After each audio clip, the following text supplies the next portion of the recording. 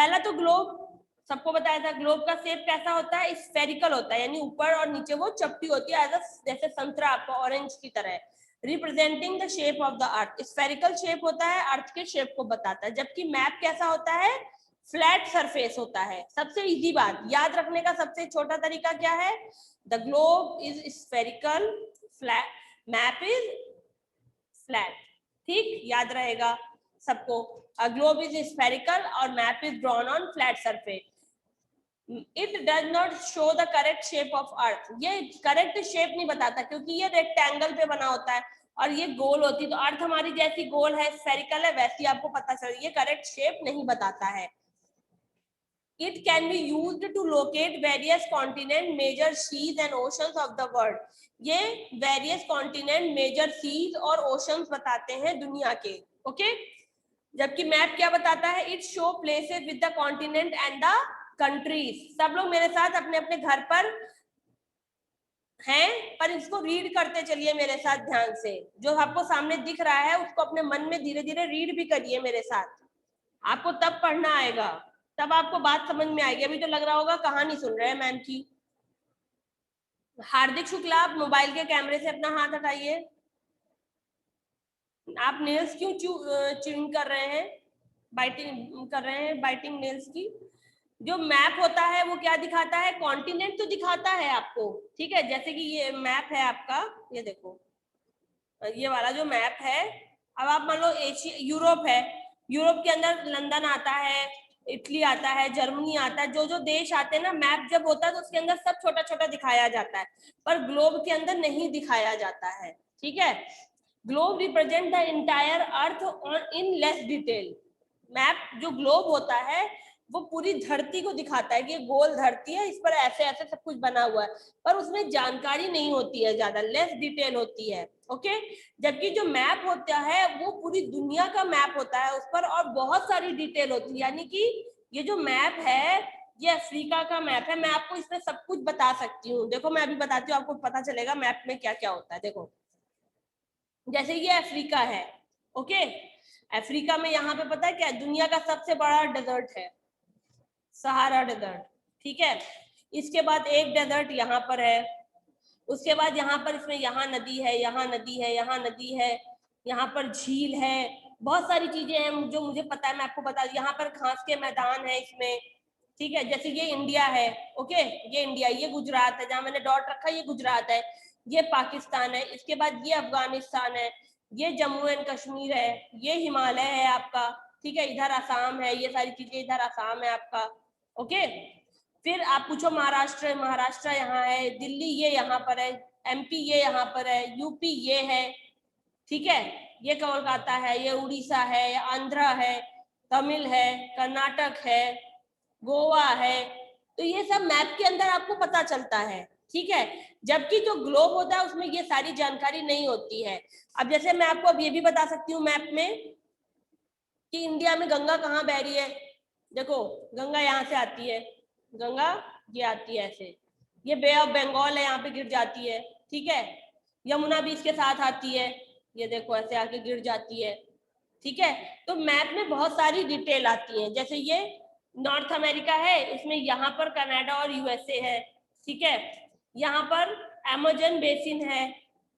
अभी आप पढ़ोगे आगे तो आपको पता चलेगा, आपने पढ़ा भी होगा जीके में, बहुत सारे जो जानवर होते हैं वो एनाकोंडा यहीं पर पाया जाता है। हाँ, एनाकोंडा जो सांप होता है वो यहाँ पर साउथ अमेरिका के अमेजन, हाँ बड़ा वाला, यहाँ पर पाया जाता है। सबसे ज्यादा जो फल होते हैं दुनिया में, सबसे ज्यादा फल यहाँ पर होते हैं इस रीजन में।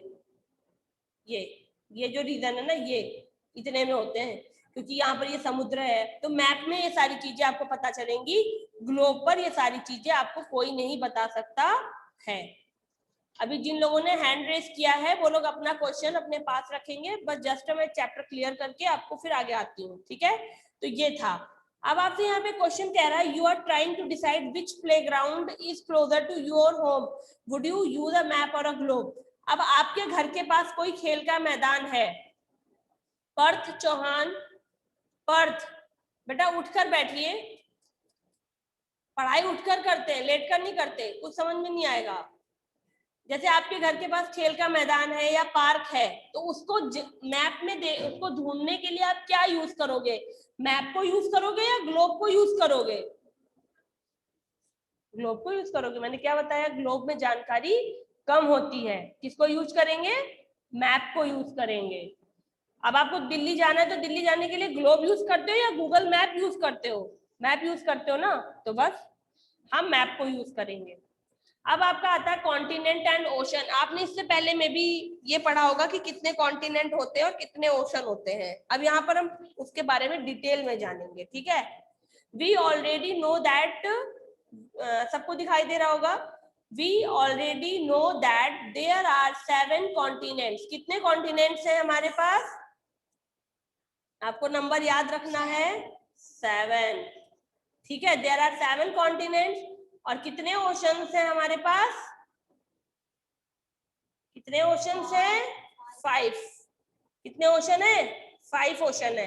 सबको पता होना चाहिए, मैं पूछूंगी कि 7 कॉन्टिनेंट्स हैं और 5 ओशंस हैं। They 3 part of the world are covered with the water and only 1 part consists of the land. जो अर्थ है हमारी, यानी जो अर्थ है हमारी, उसका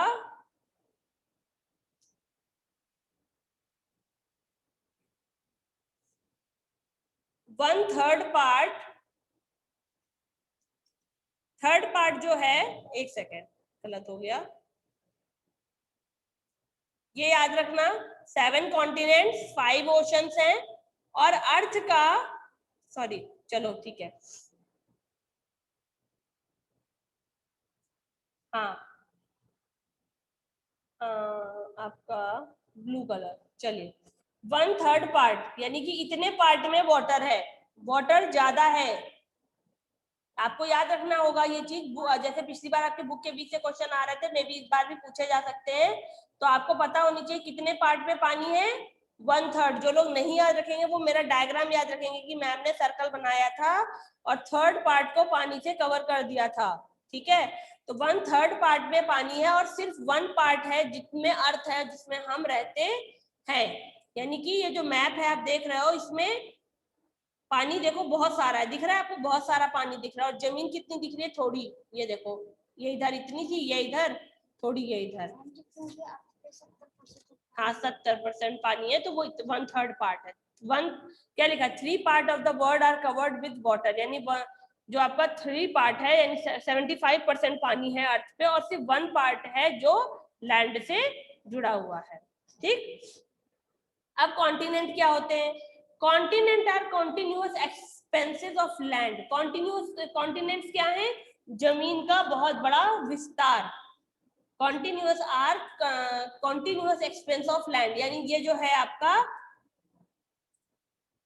ये कॉन्टिनेंट है, ये कॉन्टिनेंट है, ये कॉन्टिनेंट है, ये भी कॉन्टिनेंट है, ये कॉन्टिनेंट, ये कॉन्टिनेंट, और sorry,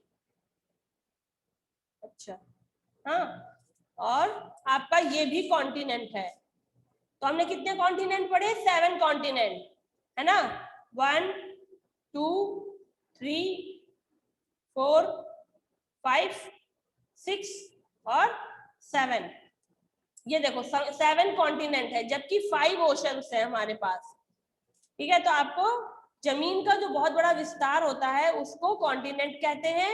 each continent is made up of different countries. हर देश, हर कॉन्टिनेंट में बहुत सारे देश हैं, जैसे कि 54 countries in the continent of the Africa. जो अफ्रीका है, ये आपको दिख रहा है ना, ये अफ्रीका, इसके अंदर 54 कंट्रीज हैं। सोचो इसके अंदर, क्योंकि आधे में तो मैंने अभी आपको डेजर्ट दिखाया था, आधे में इसके डेजर्ट है, और बच्चा जितनी भूमि जमीन है जितनी, उसमें 54 कंट्रीज हैं। सोचिए इतना होता है। उसी तरह एशिया के अंदर आपका चाइना है, आपका इंडिया आता है, ये आपके इधर अरब देश, दुबई और ये सब आते हैं, ठीक है, रूस आता है। इस तरह के बहुत सा, हर कॉन्टिनेंट में कुछ कुछ देश हैं। तो उसी तरह यहाँ पे कह रहा है कि 54 कंट्रीज अफ्रीका कॉन्टिनेंट में है। अगर आपसे कभी कोई पूछ ले कि अफ्रीका में कितने देश आते हैं, तो आपको पता होना चाहिए 50 कितने आते हैं, 56 की 54? हाँ हाँ देखो पलक चौबे ने बोला 54, मुझे समझ में आया, और किसी ने नहीं बोला। और कौन बोल रहा है देखे 54? कोई बोल रहा है? सब मुंह बंद करके बैठे हैं। अपने अपने घर में आप लोग बोल सकते हो 54, ऐसे बोलोगे तो मुझे दिखाई देगा कि बच्चे बोल रहे हैं। हाँ ये युवराज ने भी बोला, हाँ युवराज ने भी बोला 54, और शायद ये नोमन अंसारी ने भी बोला है 54। और किसने बोला?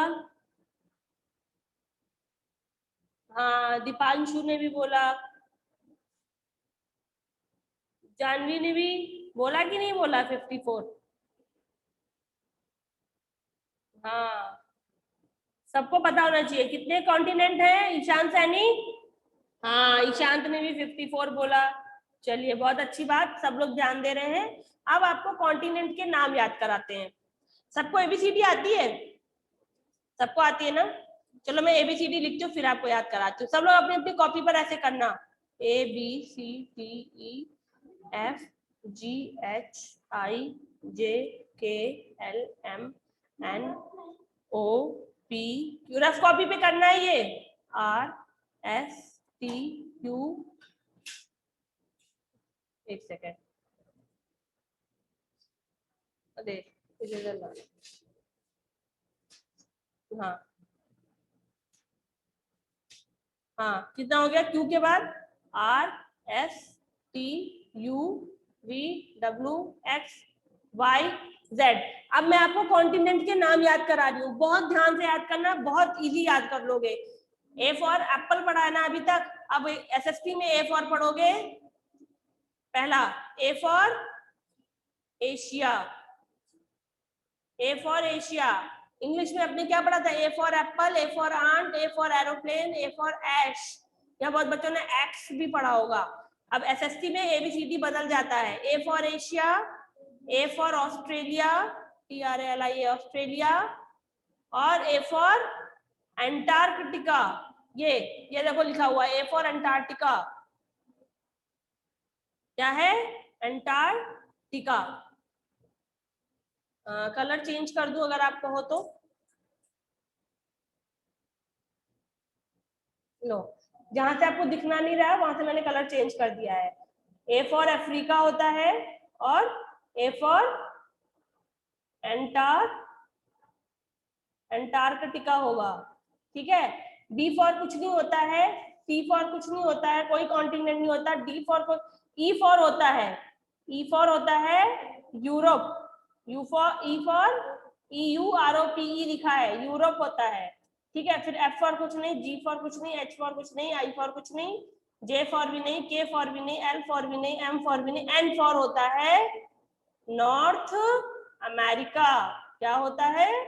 North America. AF है, देखो लिखा हुआ नीचे, ये लिखिए स्पेलिंग अफ्रीका की। अफ्रीका की स्पेलिंग जिसको समझ में नहीं आ रही वो यहाँ पे लिखी हुई है, देख लेना। ठीक है, अब उसके बाद O फॉर कुछ नहीं, P फॉर कुछ नहीं, Q फॉर कुछ नहीं, R भी कुछ नहीं है, S भी नहीं है, T भी नहीं है। हाँ S फॉर होता है, sorry sorry sorry, S for, देखो मैं जल्दी में भूल गई। S, हाँ R फॉर कुछ नहीं होता, S फॉर होता है। S फॉर क्या होता है? South America. अब इसके बाद इन सबसे कुछ नहीं होता है। अब याद हो गया सबको? A for Asia, Africa, Antarctica, okay, E for Europe, N for North America, और एस फॉर साउथ अमेरिका। याद हो गया कॉन्टिनेंट के नाम? 7 कॉन्टिनेंट्स के नाम हमने कितनी आसानी से याद कर लिए। ए फॉर, जो कोई एबीसीडी याद रखेगा उसको याद हो जाएगा। A for Australia, A for Asia, Africa, अच्छा एक और रह गया ए फॉर, 4 होते हैं, ऑस्ट्रेलिया भी होता है, AUSTRALIA, A for Australia, Asia, Africa, Antarctica और ऑस्ट्रेलिया, 4 होते हैं ए फॉर। फिर ई फॉर यूरोप, फिर एन फॉर नॉर्थ अमेरिका, और एस फॉर साउथ अमेरिका। ठीक है, इसको सब लोग ध्यान रखेंगे, फिर किसी दिन मैं ये एबीसीडी पूछूंगी। शॉर्ट में इसको क्या पढ़ेंगे? देखो सब लोग ऐसे याद रख सकते हो, A4ENS, ये देखो मैंने शॉर्ट भी बताया आपको।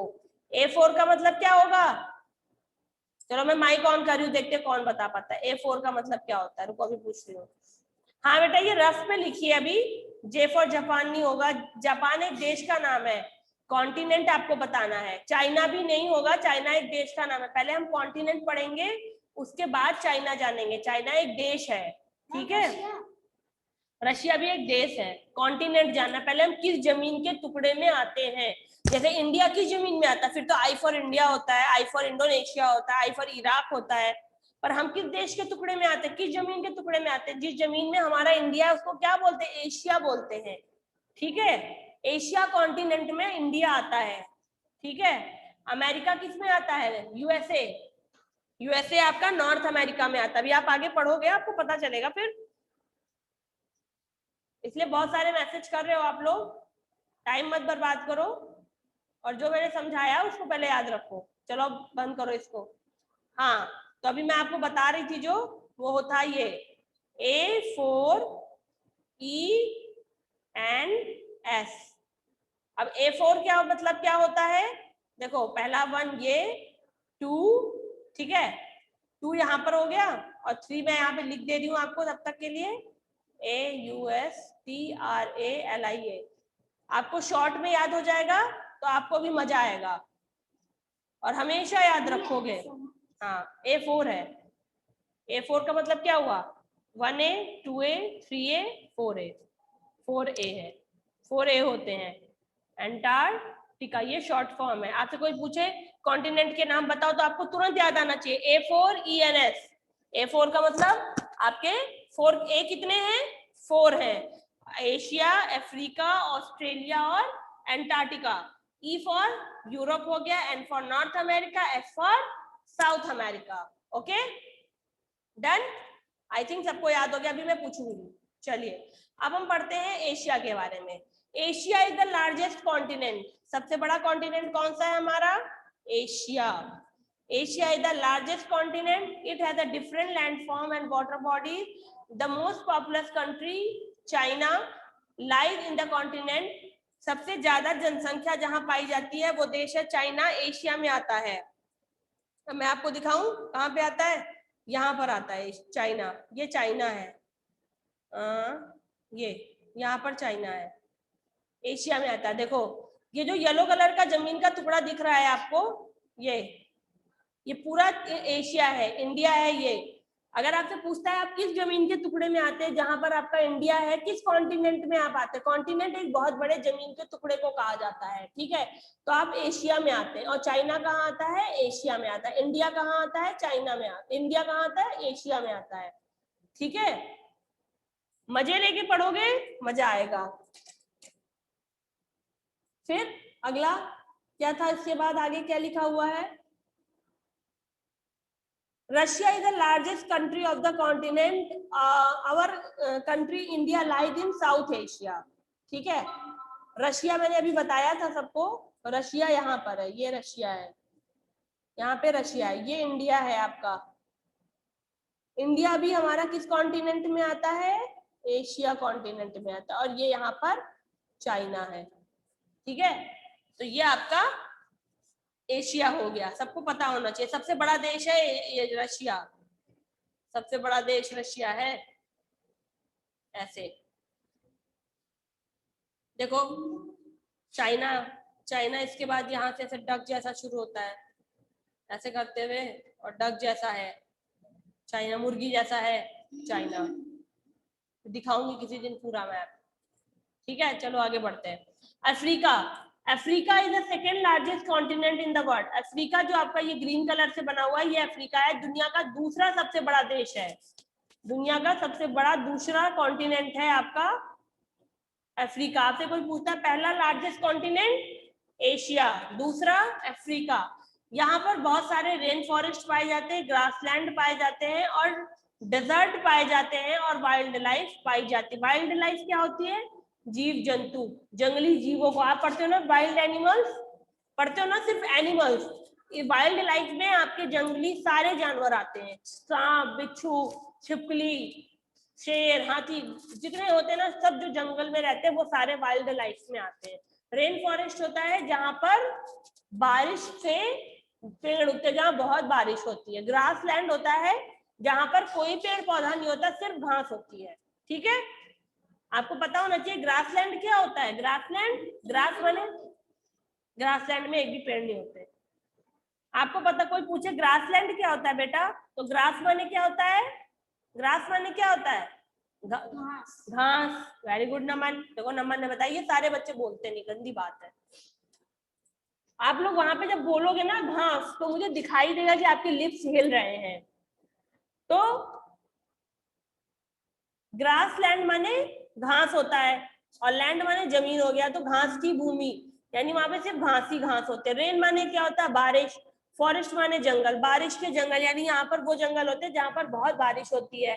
डेजर्ट कहते हैं रेगिस्तान को, जहां पर कोई पेड़ पौधा घास भी नहीं होती, सिर्फ धूप रहती है और सिर्फ बालू ही होती है, और बहुत कम कांटे वाले पेड़ उगते हैं, जैसे बेर का पेड़ है, बबूल है, और डेट के पेड़ हैं। इस तरह के पेड़ उगते हैं जिनको पानी की कम जरूरत होती है। और वाइल्ड लाइफ कहते हैं जंगली जीव जंतुओं को, चाहे वो ऊंट हो, चाहे वो शेर हो, भेड़िया हो, जेकाल हो, जितने जंगल में रहने वाले सांप, बिच्छू, अजगर, सब वहां पाए जाते हैं। वाइल्ड लाइफ होती है। ठीक है, चिड़िया है, चाहे जो भी है, सब कुछ वाइल्ड लाइफ में आता है। फिर अगला कॉन्टिनेंट आपका है नॉर्थ अमेरिका। ये थर्ड लार्जेस्ट कॉन्टिनेंट है।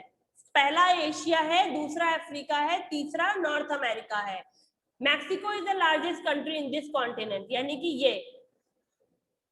ये आपका नॉर्थ अमेरिका है, और मैक्सिको यहाँ पर है, इस जगह पर।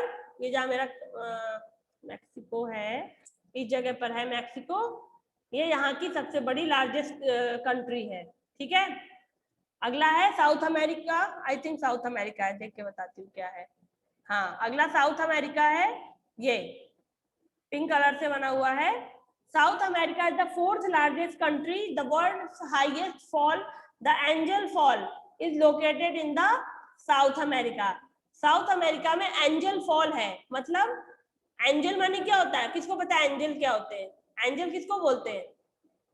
भगवान के जो देवदूत होते हैं उनको कहते हैं ना एंजल है। ये एंजल आए थे, परियों को भी एंजल कहा जाता है। ठीक है, तो वो बहुत ऊंचा झरना है, तो उसको एंजल फॉल कहा गया है। ठीक है, इस बात को ध्यान रखिएगा। एंजल वर्ड कहाँ से आया? परियों से लिया गया है, देवदूतों से लिया गया, यानी भगवान के जो वो होते हैं ना सर्वेंट, उनको कहा गया है कि उनका झरना, यानी वो बहुत ऊंचा झरना है। एंजल फॉल साउथ अमेरिका में आता है। उसके बाद आता है आपका अंटार्कटिका। अंटार्कटिका जो है फिफ्थ लार्जेस्ट कंट्री है, और ये बहुत ठंडी है। ये बहुत ठंडी है, ये यहाँ पर है, ये देखो एकदम पानी में, एकदम किनारे। यहाँ पे पता है आपको, अभी पढ़ोगे तो आप जानोगे, यहाँ पर 6 महीने दिन रहता है और 6 महीने रात रहती है। आपको रोज सुबह होती है, रोज रात होती है। यहाँ पे सिर्फ 6 महीने दिन और 6 महीने रात रहती है। और यहाँ पे पोलर बियर पाए जाते हैं। सोचो, 6 महीने तक इनको पूरे साल जाड़ा रहता है। यहाँ पे धूप नॉर्मल सीजन नहीं होता, ये परमानेंट। जो इग्लू बनते हैं ना, वो यहीं पे बनते हैं, इग्लू। हाँ, पेंगुइन पाई जाती है। हाँ, आइस एनिमल यहाँ पर पाए जाते हैं। ये बहुत ज्यादा ठंडा होता है, विंडिस्ट होता है, ड्राइस्ट होता है, यानी बहुत सूखा रहता है। यहाँ पर बारिश भी नहीं होती है, यहाँ पर हवाएं भी, मतलब एकदम हवा भी नहीं है। There are no permanent residents on the continent, यहाँ पर लोग रहते भी नहीं है, बहुत कम, कोई 1-2 लोग रहते हैं, वरना लोग भी नहीं रहते। Scientist and researchers live in scientific researches station setup here, वहां पर वैज्ञानिक रहते हैं, वैज्ञानिक वहां पर सर्च करते हैं, इसलिए वो लोग वहां पर जाते हैं। आप अभी आपको नहीं बताया गया इसमें, वरना बड़ी क्लास होती तो आपको बताते हम कि यहाँ पर ना एक स्टेशन है इंडिया का, उसका नाम है दक्षिण मैत्री करके एक स्टेशन है, वो यहाँ पर पाया जाता है। ध्यान रखना कभी नॉलेज के लिए, अगली क्लास में हम पढ़ाएंगे जब, तो आपसे मैं पूछूंगी, देखती हूँ आपको याद रहता है कि नहीं। अंटार्कटिका में एक रिसर्च स्टेशन है, उसका नाम है मैत्री करके है स्टेशन, जहाँ पे रिसर्च की जाती है, खोज करते हैं लोग, वैज्ञानिक। ठीक है, फिर ई फॉर यूरोप आता है, 6th लार्जेस्ट कंट्री है, ये मोस्ट पॉपुलस कॉन्टिनेंट है। ये यहाँ पर सबसे छोटा शहर, सबसे छोटा देश है जिसका नाम है वेटिकन सिटी। दुनिया का सबसे छोटा देश। कोई आपसे पूछता है दुनिया का सबसे छोटा देश कौन सा है, आपको पता होना चाहिए वेटिकन सिटी। किस कॉन्टिनेंट में पाया जाता है? यूरोप में पाया जाता है। ओके, फिर आता है Australia, smallest continent in the world. ठीक है, और ये एक कॉन्टिनेंट है विच इज ऑल्सो कंट्री। इसमें ये कंट्री भी है और कॉन्टिनेंट भी है। ठीक है, अब आपने ये पिक्चर टीवी पे तो ये स्टैचू बहुत बार देखा होगा, सबने देखा होगा। ये क्या है? स्टैचू ऑफ लिबर्टी है। स्टैचू ऑफ लिबर्टी किस कॉन्टिनेंट में है? ये आप लोग ढूंढ के बताओगे। ठीक है, वैसे तो ये नॉर्थ अमेरिका में है, पर इसको सर्च करना स्टैचू ऑफ लिबर्टी कहाँ है। उसके बाद हम नेक्स्ट क्लास में ओशन पढ़ेंगे। तब तक अगर आपको बुक मिल रही है, आपके पास मैसेज आए स्कूल से, तो तुरंत बुक ले लेना, जिससे कि फिर आपको पढ़ने में और मजा आएगा।